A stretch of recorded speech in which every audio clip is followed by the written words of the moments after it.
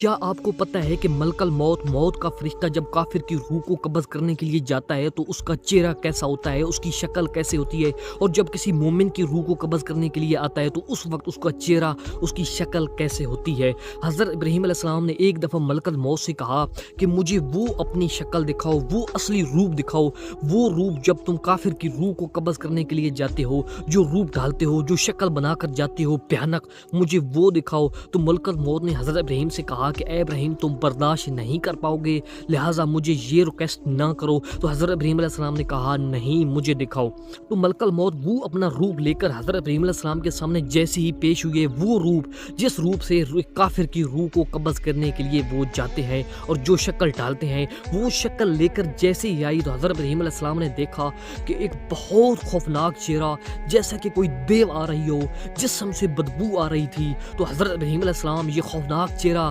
ملک الموت کا دیکھ کر بے ہوش ہو گئے۔ جب ان کو ہوش آیا تو انہوں نے کہا کہ اے ملک الموت، اے موت کے فرشتے، کافر کے لیے تو بس اتنا ہی کافی ہے، آپ کا بھیانک چہرے کو دیکھنا،